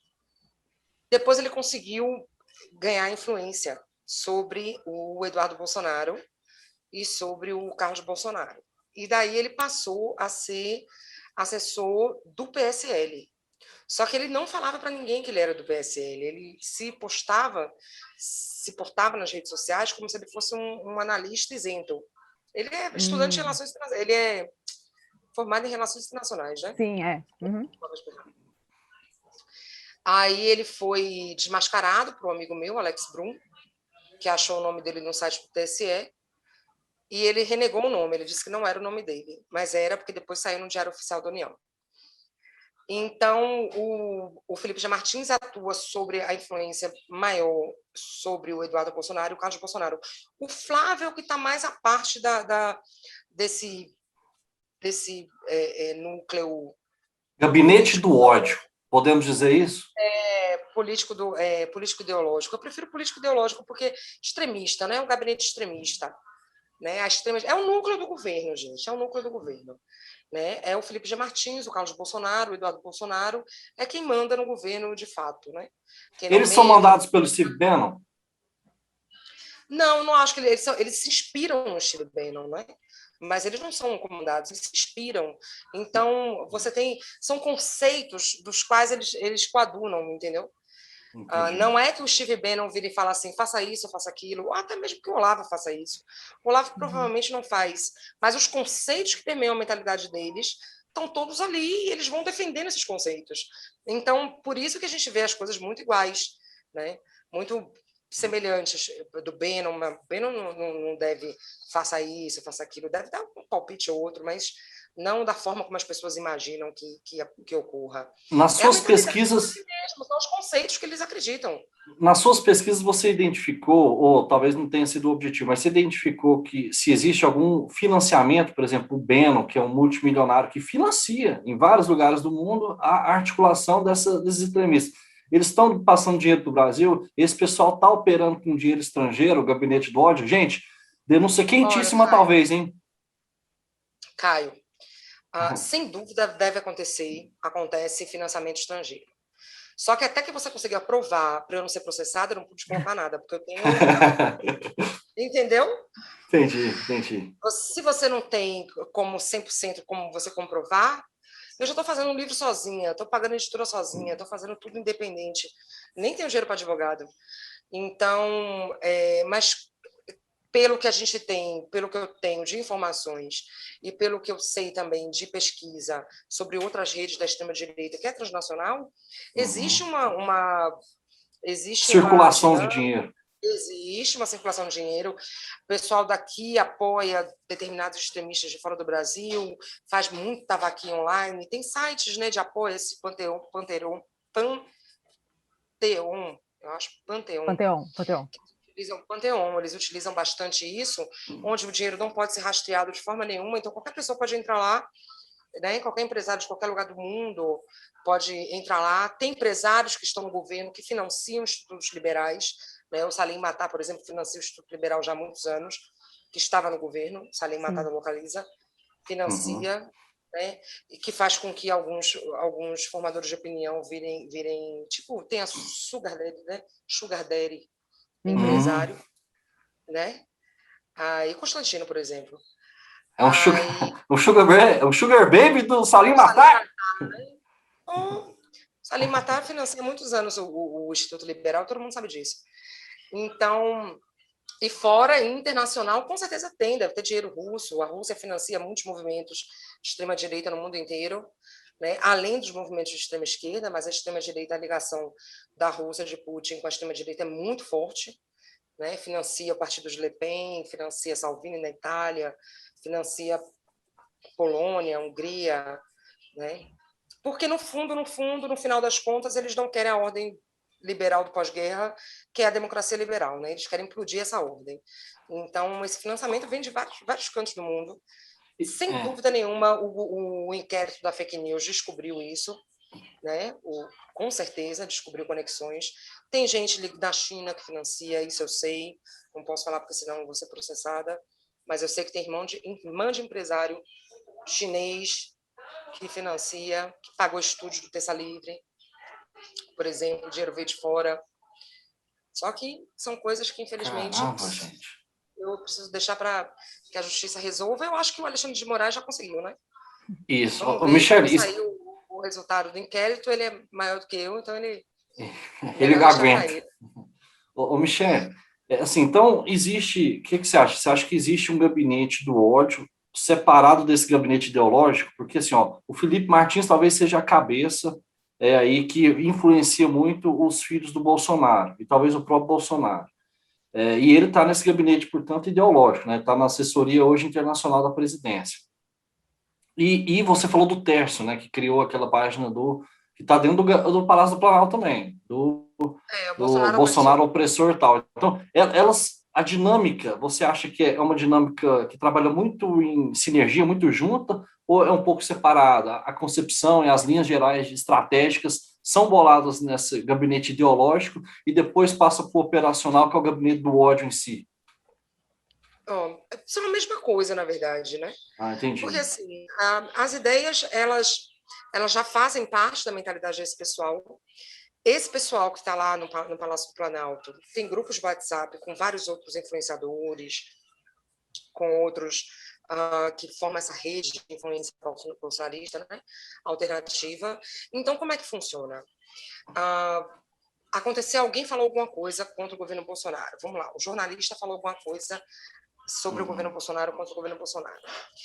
eles pensam em alguma coisa, ou às vezes essa ideia surge dentro desses grupos de WhatsApp. Um vai e fala alguma coisa dentro desse grupo, por exemplo, faz um meme atacando a pessoa, ou vai procurar alguma coisa da pessoa para tentar atacar ela de outra maneira, inventando mentiras, geralmente. Coloca dentro desse grupo de WhatsApp. Todos eles passam a compartilhar. Quando um compartilha, os outros vão retweetando e aquela coisa viraliza, entendeu? Então, funciona mais ou menos dessa maneira, né? Por ser pulverizado, porque, veja, se lança a ideia e aí várias pessoas diferentes, de repente, começam a compartilhar isso. É pulverizado, é difícil você achar o rastro, porque as redes sociais até dificulta isso, né? Então, a gente não consegue virar e falar assim, foi fulano que fez, ou foi o Palácio do Planalto que fez. No meu caso específico, antes de surgir até esse apelido, essa denominação para Gabinete do Ódio, eu já vinha falando já há muito tempo que existia uma coordenação entre os ataques e o governo, né? E o Palácio Planalto. Por que eu via isso? Porque, primeiro, que eu já vinha observando uma radicalização e estudando. Segundo, que eu já havia participado de grupo com esse pessoal, de WhatsApp. Então, eu sabia que você conversava dentro desses grupos. E como, de repente, quando alguém falava alguma coisa, os outros começavam a compartilhar a mesma coisa nas redes. E eu comecei a ver que cada vez que alguém falasse da própria direita, que falasse contra o Bolsonaro, vinha muita gente atacar. Aí, um dia, antes de surgir essa coisa de Gabinete do Ódio, desses nomes, surgiu aquela milícia chamada Vaporwave, eu explico ela no livro, que é um pessoal vestido de palhaço, uns efeitos. Vocês devem ter visto que todos os ministros mudaram, vários ministros mudaram a foto do perfil para esse efeito meio retrô. Eu falei alguma coisa, não lembro o que foi, no início de 2019, tá? Eu falei alguma coisa no Twitter e, de repente, veio... Gente, foi uma coisa assim que foram milhares de xingamentos, né? Pegaram foto minha, fizeram meme, falando da minha filha e tal. E eu vi que foi uma coisa muito rápida para ter sido completamente orgânico e espontâneo. Uhum. Passou uns 2 dias, mais ou menos, eu continuei sofrendo esses ataques. Uma moça chamada Rafaela Avena, que virou minha amiga na época, influenciadora, ela era bolsonarista. E aí ela me chamou no inbox, eu não conhecia, eu não tinha amizade com ela, na verdade. Ela me chamou no inbox e falou assim, Michele, eu estou vendo você sendo atacada e tal, e eu acho que você está certa no que você está falando. E eu recebi uma mensagem do Felipe G. Martins, aqui no inbox, falando contra você. E ela me mandou o print. Eu conto isso no livro. E aí, quando eu fui olhar o print, foi exatamente no dia que eu sofri mais ataques dessas milícias virtuais ligados ao Vaporwave. Aí eu liguei os pontos, obviamente, né? E passei a falar. Falei assim, olha, tá saindo de dentro do governo, sai de dentro do Palácio do Planalto, certos ataques direcionados às pessoas que falam contra o Bolsonaro. E se for comprovado depois o Felipe Moura Brasil fez a matéria dos crachás, blogueiros de crachás, né, que comprovava isso. Depois aconteceu todo o episódio com a Patrícia Campos Melo, que eu também cito no livro, né? Mas eu percebi muito rápido isso. Eles atacaram muito o Gentili também, na época, e eu percebi muito rápido porque foi no dia que o Felipe mandou, o Robert Spirralli mandou para a Avena a mensagem falando de mim, a Avena tinha 50 mil seguidores, eu tinha 2 mil. Só para vocês verem a diferença, a discrepância. Agora, você imagina um influenciador com 50 mil seguidores receber assim, Baiana e tal, não preste, não sei o quê. Aí esse influenciador passa a me atacar. Sim. Desses 50 mil, vira 100 mil ataques, entendeu? Você passa, te retuita ou te ataca, aí já vem a cachorrada toda em bando te atacar também. E foi no dia que ele mandou, eu comecei a sofrer os ataques do... Michele, está muito na moda agora a expressão derretimento de Bolsonaro, né? A gente falou muito aqui das pessoas que são adeptas ou que são influenciadas pela direita radical aqui, mas a verdade é que a direita tradicional também acompanhou o Bolsonaro na eleição de 2018, porque senão ele não teria ganhado, né? É um fato. E esse derretimento, você acha que é um derretimento real? E a direita tradicional está se reposicionando? E se você acha que até o ano que vem, com tudo que está acontecendo, CPI da pandemia, etc., se você acha que o Bolsonaro vai conseguir se manter como um candidato competitivo? Pronto. Sem dúvida, ele já perdeu bastante apoio dentro desses grupos. São muitos grupos, né, dentro da direita. Não apenas da direita radical, mas também nem da extrema-direita. Mas a própria direita que formou o bolsonarismo, que se aglutinou e que votou no Bolsonaro, a maior parte contra o PT nas eleições de 2018, ele já perdeu muito, né, eleitores desses grupos diversos, que não são uniformes. Perdeu bastante. A pandemia acelerou bastante esse processo e trouxe certas nuances que outras pessoas, que a maioria não tinha percebido, né, as nuances autoritárias, o pensamento conspiratório, que sempre foi presente, mas que não estava claro para as pessoas, né, e que hoje mata pessoas, mata brasileiros, essa mentalidade conspiratória da extrema-direita. Então, ele com certeza já perdeu muito. Agora, a gente tem um problema, porque, assim, mesmo ele saindo, o Bolsonaro saindo do poder, seja via impeachment, se houver um impeachment, eu acredito que ele planeja um golpe, eu, particularmente, eu acho que ele dá um golpe, em caso de impeachment, né? E caso ele saia durante o processo eleitoral, pelas vias eleitorais, ele também vai tentar um golpe, né? Seja um golpe retórico, semelhante, mimetizando o que aconteceu nos Estados Unidos com Trump. Todo o desenho já se encaminha para isso, a gente está tendo aqui as mesmas retóricas do que aconteceu nos anos anteriores lá nos Estados Unidos, né? Eles formam um ambiente imaginário, né? Um imaginário conspiratório, para depois, quando ocorrer algo, um fato, como a eleição, dizer que a eleição foi fraudada e, assim, radicalizar mais as pessoas até que haja uma ruptura. E o desenho que se apresenta aqui no Brasil é o mesmo nos Estados Unidos. Tá? O Trump começou a falar de fraude das eleições muito antes de 2020. Né?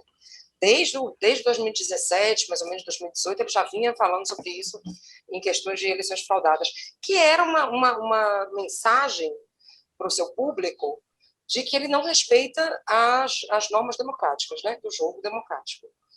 E aqui Bolsonaro faz a mesma coisa, desde o começo. Só que a gente tem um problema grande, porque mesmo ele saindo do poder, o bolsonarismo continua. Eu falo bolsonarismo, não é exatamente tendo o Bolsonaro como líder. Uhum, sim. Né? Mas as ideias e a mentalidade de extrema-direita que já está estabelecida no Brasil. Né? Já está estabelecida. A direita radical, a extrema-direita, a retórica populista, até o flerte com autocráticos, sabe, com o sistema autocrático, tudo isso está muito estabelecido no Brasil. A rede de influência deles, a alternativa é muito grande, muito maior do que a maioria das pessoas podem imaginar. Né? Ao ponto do Brasil, eu vou dar aqui um exemplo para vocês, gente. O Brasil, às vezes eu faço algumas conexões e as pessoas não conseguem compreender imediatamente, mas aí eu explico para poder que percebam qual é a conexão que estou fazendo. O Brasil sempre foi referência em vacinação mundial. Sim. Né? Sempre foi. Então, nós vimos agora, por causa dessa mentalidade paranoica e conspiratória da extrema-direita no Brasil, nós vimos a hesitação para a vacina crescer exponencialmente dentro do Brasil, algo inimaginável há 3 anos atrás, 4 anos atrás. Então, nós tivemos, por exemplo, na época do governo Lula, se não me engano, a gente teve a H1N1, que era um perigo e tal, e houve todo um processo de campanha de vacinação, que foi super bem aceito, e as pessoas... Eu me lembro que no meu trabalho, lá em Salvador, há Bom Tempo Salvador, os donos, o Wilson e Dorinha, contrataram a vacina, né, e aplicaram a vacina dentro da empresa.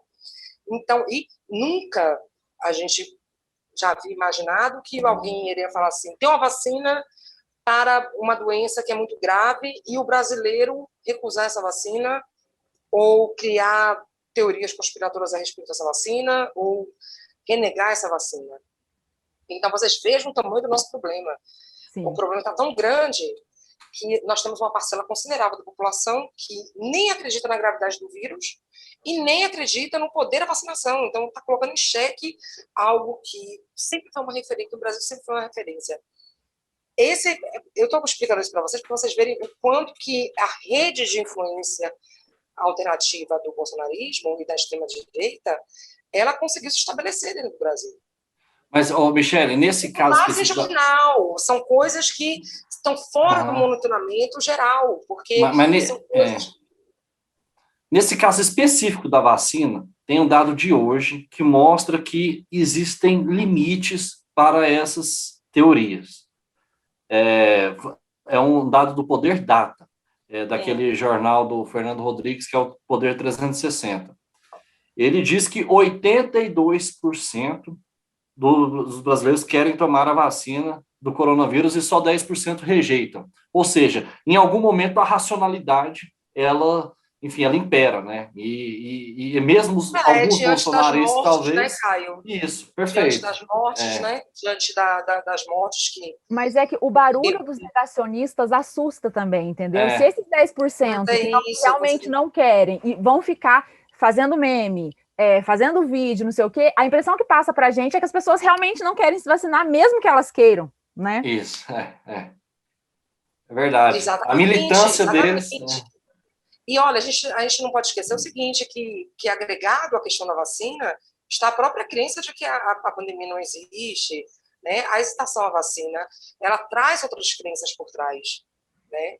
Teorias conspiratórias por trás, né? Eles falam que a vacina vai ocasionar mutações genéticas, que é uma teoria conspiratória do que eu explico no meu livro, essa teoria conspiratória. O movimento anti-vaxxer, ele não é uma novidade, né, no mundo. Ele já existe já há muitos anos, né? E agora, com a pandemia, eles estão conseguindo, com a extrema-direita, especialmente, capturar muitas pessoas, porque essas teorias vão se sobrepondo. Então, o anti-vax, que antes ficava a par da sociedade, hoje chegou no mainstream, porque eles vão se juntando as teorias e o acesso que... Como eu poderia explicar para vocês? A rede, o alcance que esses grupos radicais já têm dentro das redes sociais, né, da direita radical extrema. Quando o antivax se juntou com esse pessoal, o alcance do antivax ganhou uma proporção milhões de vezes maior do que era antes, né? E aí eles começam a sobrepor teorias conspiratórias. Aí tem a parte financeira também, viu, gente? Assim, o movimento anti-vax não é apenas um movimento ideológico, é um movimento financeiro. Você tem medicina alternativa, você tem várias coisas onde as pessoas ganham muito dinheiro, ficam muito ricas com isso, né? Questionando a ciência e vendendo produtos para talvez eles entenderam. Então, não o Brasil tem certa abertura para com isso, né? A gente teve recentemente o João de Deus, que vendia uma água milagrosa lá, as pessoas compravam, etc. Feijão, né? O feijão milagroso. O feijão milagroso do pastor Valdomiro. A gente está... que a gente tem vários fatores influindo. É um mercado promissor no Brasil, viu? A gente inventar alguma coisa milagrosa. Ô, Michele, em 2018 você fala que votou em Bolsonaro. Vocês entenderam? Não sei. Oi. Eu consegui responder a pergunta? Sim. Bolsonarismo? Eu acredito que o Bolsonaro, eu espero, e eu tenho a impressão que ele não chega ao segundo turno. Isso que eu ia voltar. Você acha que ele não... A gente quer... Você acha que esse derretimento... Você acha que esse derretimento é concreto mesmo e que ele vai acontecer paulatinamente e isso. O segundo turno... Agora, claro que para que ele não chegue ao segundo turno, é preciso que a sociedade civil e os grupos, né, que estão comprometidos com a democracia liberal dentro do Brasil, seja o PT, seja a esquerda, seja a direita, eles entrem num consenso, né? Eles entrem num consenso, façam um cordão sanitário, que irrita muito algumas pessoas a falar isso, mas é necessário que um cordão sanitário contra os extremistas e contra os radicais, que a gente consiga trazer de novo o debate para dentro de um ambiente saudável e consiga resolver, gente, a situação, porque são 450 mil mortes praticamente, e depauperação de instituições democráticas todos os dias. Para isso, vai precisar que esses agentes que estão no debate público, eles façam parte deles também. Porque se não fizer, se ficar essa coisa de, por exemplo, a Semineto, Salvador, eu votei em Semineto 4 vezes. Eu votei 2 vezes para deputado, 2 vezes para prefeito de Salvador. Sempre foi meu candidato. Ontem ele estava atacando o PSDB, né? Teve uma briga feia com o Maia. Né? Ele está sofrendo um processo de radicalização há alguns anos, com quadros bolsonaristas dentro do partido, né? Nunca foi essa muita flor que se cheire, digamos assim. Ô, Michele. Mas está radicalizando, então, quer dizer, numa situação dessa, vou só concluir aqui, Caio. Sim. Numa situação dessa, onde a gente tem o dono da máquina pública, hoje, quem comanda a máquina pública é um extremista de direita que pretende uma ruptura institucional, não tem espaço para que os partidos fiquem fazendo esse tipo de coisa, né? Sim, é isso, eu queria entrar justamente nisso. A última pesquisa eleitoral, o que ela mostrou? Ela mostrou a Datafolha, né? Ela mostrou o Lula com em torno de 40%, 41%, se não me engano. No primeiro turno, né? No primeiro turno. Uhum. O Bolsonaro com 30 e poucos por cento, Sérgio Moro com 7%, Ciro Gomes com 6%, João Dória com 5%. E aí tem Amoedo com 4% e o resto, né? Michele, essa é a realidade hoje. É o retrato do momento, né? A vida é diferente, 2022 vai ser diferente. Nessa realidade de hoje, você superaria o seu antipetismo para votar em Lula, por exemplo, no segundo turno contra Bolsonaro, ou você vai lutar bravamente o máximo das suas forças para que a gente construa uma terceira via, e se essa terceira via nem for tão direita como você gostaria, você apoiaria ela? Eu já até deixei isso público já, que no segundo turno Bolsonaro e Lula, eu visto vermelho, faço campanha para Lula. Entendeu? Boto e tudo. No segundo turno, se o Lula for para o segundo turno com o Bolsonaro, meu Deus do céu, você Lula desde criancinha, mesmo não gostando e mesmo tendo minhas ressalvas. Porque eu enxergo o Bolsonaro muito mais perigoso do que o Luiz Inácio e do que o PT. E eu espero, lógico, que o Bolsonaro não chegue ao segundo turno, né? Então, o ideal que eu acho é que a gente acabasse com o populismo no Brasil. É difícil acabar com o populismo, né? Com partidos populistas. Mas que o máximo que, assim, depois de todas o que o Brasil já viveu, já passou, o ideal seria que a gente entrasse num consenso, né? Isso teria que partir de várias vertentes da sociedade, e a gente levasse para o segundo turno sem Bolsonaro, né? De repente, o PT já tem muitos votos, de repente o PT é uma... Desculpa, eu nem chamo de terceira via, tá, gente? Eu chamo de Partido Democrata, que não seja um partido nem populista. Isso que eu ia falar, né? É a normalidade, né, na verdade. É a normalidade, isso, não é? Porque, assim, tanto o PT quanto o bolsonarismo, eles são populistas, né? Um mais e outro menos. Mas ambos são populistas. Né? Tem projetos populistas. Então, o ideal, quando eu falo, o pessoal fala muito de terceira via, depois a gente já pensa logo, vai dar no fascismo. Então, o que eu acho melhor é a gente pensar assim, um partido que agregue, né? Um partido de centro. Política contra política, né? Isso. Política de verdade, né? Política de verdade. Sim. Porque a política é buscar o consenso, a política não é o dissenso, né? A política é buscar o consenso.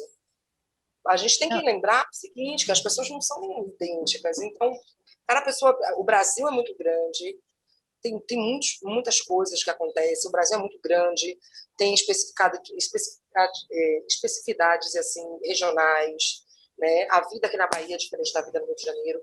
Eu fui criada no Rio de Janeiro, morei em São Paulo, eu sei o quão é diferente o dia a dia, a cultura de cada local. Então, cada pessoa tem... cada região tem suas deficiências, suas qualidades, suas necessidades, né? Para que tudo vire uma massa amorfa, onde um populista chegue e fale que represente todos. É impossível isso acontecer, né? E cria situações como a gente está vivendo agora. Agora, o ideal é que o diálogo ocorra, né? Os democratas se responsabilizem de fato, para evitar que o Bolsonaro chegue no segundo turno. Eu até brinquei um dia que eu falei assim, olha, Letícia, só me xingue depois no segundo turno, porque por enquanto, entendeu? Vamos concentrar todas as energias para tirar esse maldito de lá, entendeu? Porque depois a gente briga, né? Agora a gente resolve a situação. E assim, mais do que nunca a gente vai precisar do diálogo, a gente está muito concentrado no presente, né? Porque está tudo muito dolorido, está tudo muito difícil, mas a gente vai precisar de reconstrução depois do conflito. Isso é muito complicado, entendeu? E aí, se você escolher um candidato de novo que prega a destruição, você já vai destruir o que já está sendo destruído. Eu acho assim que a gente precisa de um respiro, né? E, bom, vamos ver. Michele... eu só queria concluir aqui, Lívia. Eu gostaria muito assim, que as pessoas parassem com o discurso de retórica de establishment, a retórica antipolítica, porque a gente precisa de política. Né? Nós precisamos de política, de buscar consensos, de não alienar estratos da população, né? De forma alguma, porque cada um tem suas necessidades, cada parcela tem suas necessidades prementes e tal. Então, o ideal é que não chegue no segundo turno. Eu acredito que ele não chega, caso esses agentes públicos e políticos, esses partidos, tomem vergonha na cara, né? E façam o dever de casa certinho, né? Eu espero que não chegue, mas vamos ver, porque ele é o dono da máquina. É o dono da máquina. E tem pesquisas, pessoal, tem pesquisas que mostram que os populistas, geralmente, eles ficam mais de um mandato no poder. Então, em dados empíricos, né? Eles ficam... Trump foi uma exceção. Trump foi uma exceção. Geralmente, eles passam de 2 a 2 mandatos e meio no poder e depois fazem um estrago danado. Então, a gente tem que ter... O risco está presente, né? Ele é o dono da máquina. Os dados de populistas confirmam que geralmente eles passam mais tempo no poder do que um mandato só. Então é bom todo mundo abrir o olho e a gente começar a trabalhar direito, né? Pela opção. Hoje mesmo, acho que vocês são a maioria são de esquerda e tal. Eu tenho sido muito convidada pelo pessoal. De vez em quando eu recebo xingamentos, né? Mas a gente vai adiante.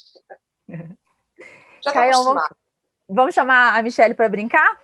Agora é o momento Jânio. Eu nem sabia disso, vamos lá. É surpresa. Depois de Heineken, você veio também falar isso, né? Lógico. Não, a gente não conta de jeito nenhum. Mas é o seguinte, esse é o quadro fixo do nosso programa, né? Como você sabe, o nosso ex-presidente Jânio Quadros, ele tinha o hábito singelo de se comunicar oficialmente por meio de bilhetinhos, né, escritos à mão. Qual que é a proposta? Eu quero que você se imagine, Michele, hoje, maio de 2021, como presidente do Brasil, e que você escolha uma pessoa para mandar uma mensagem. Essa mensagem pode ser uma bronca, pode ser uma ordem, pode ser um agradecimento, pode ser uma oferta de cargo no seu governo, pode ser um pedido de socorro, qualquer coisa. E claro que você tem que compartilhar com a gente tanto o destinatário quanto o conteúdo desse bilhetinho. Isso. Todo mundo que vem aqui ao Política ao Quadrado se torna presidente por uns 3 minutos e dá a sua ordem e muda essa nação. Deus me livre essa responsabilidade. O poder está na sua mão, Michele. Bem, então eu vou me pegar de surpresa. Eu vou fazer... O meu recado vai para o Francisco Raso, que tem me atacado bastante das redes. E eu vou falar para ele, o meu bilhetinho é o que está na orelha do meu livro. Não dê palanque radicais. É só esse meu recado. Tá certo. Perfeito. Michele, excelente. Muito obrigada por ter tirado esse tempo para conversar com a gente, né? Eu acho que ficou bem claro. Foi bom, pessoal. Aí vocês vão cortando aí.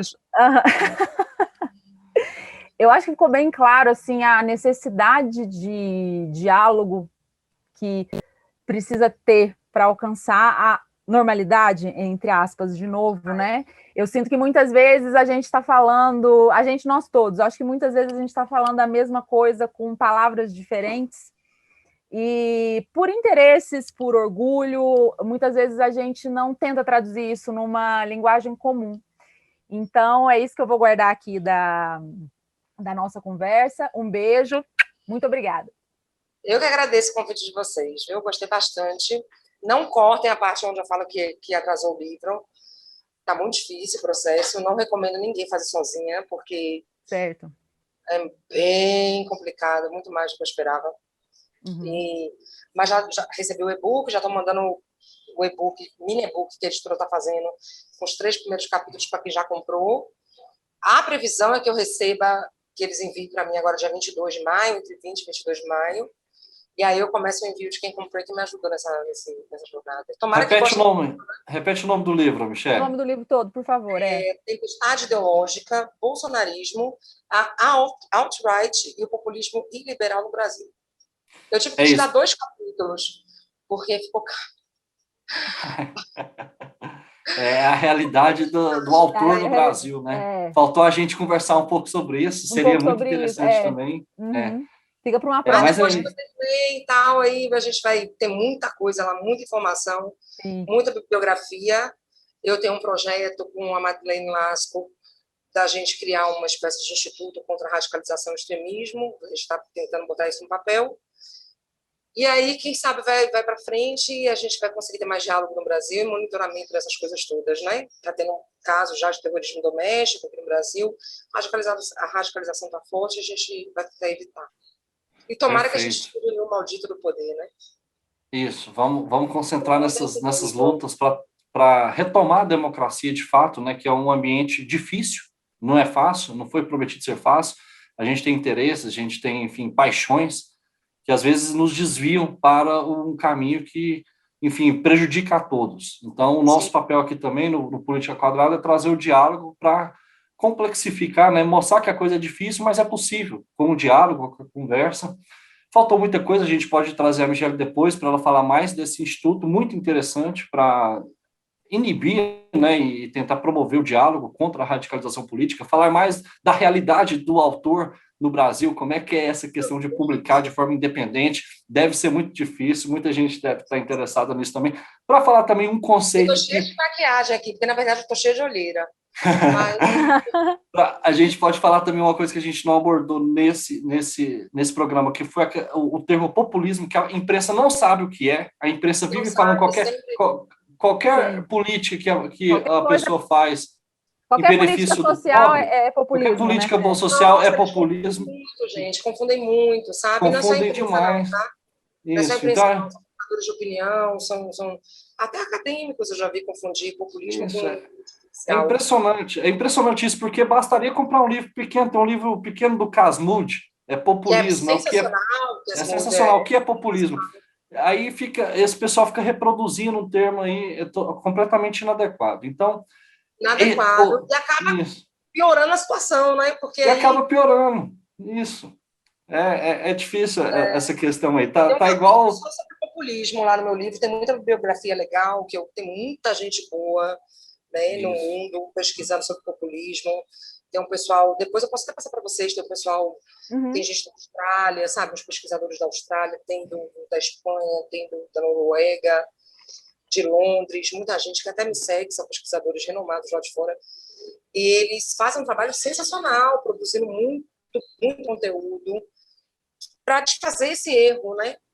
Você sabe que essa coisa de ligar o populismo a políticas assistenciais acaba criando rejeição também das pessoas às políticas sociais, né? Perfeito. São necessárias. É porque a imprensa não gosta de política social. A imprensa é dominada também por certo pensamento que é contra esse tipo de política, né? Então, por isso que eles ficam reforçando esse termo. Parece prestado numa realidade que não condiz com a realidade do Brasil. Isso. Bastaria uma pequena... Fica essa crítica aí para os jornalistas, analistas e colunistas para pesquisarem o termo, pararem com isso, porque senão fica igual o pessoal do Foro de São Paulo, reproduzindo aí um termo e criando um fantasma que não existe. Então é isso, gente. A democracia é difícil, vamos conversando para descomplicá-la. Muito obrigado, Michele, muito bom. A 4ª pessoa, digamos aí, para todo mundo, a gente está no nosso 18º programa. É a nossa 4ª pessoa da Bahia, ou seja, nós amamos a Bahia, e a Bahia tem muito a dar ao Brasil, e com isso a gente encerra. Eu já falei para todo mundo seguir as redes sociais, lá no começo, então a gente está no Political 2, no Instagram e no Twitter, e está no Spotify, em todas as plataformas de áudio, Política ao Quadrado, e no YouTube também nos sigam, por favor, tem cortes maravilhosos lá, dos momentos mais quentes da conversa, que às vezes você nem vai escutar lá no Spotify. Então é isso, gente, um beijo e um grande abraço! Caião, deixa eu só fazer uma lembrança aqui, que eu acho necessária, que é o seguinte: eu queria deixar aqui a consternação e o sentimento do Política ao Quadrado em relação às vítimas dos bombardeios israelenses na faixa de Gaza. 10 pessoas de uma mesma família palestina, incluindo 8 crianças, foram mortas neste sábado. Um destaque é o simbolismo do desabamento dos prédios que abrigavam os escritórios da Associated Press e da Al Jazeera. E ao bebê de 5 meses, que foi o único sobrevivente, toda a força e proteção do mundo. E eu espero profundamente que esse bebê não apenas sobreviva, mas que ele viva também, tá?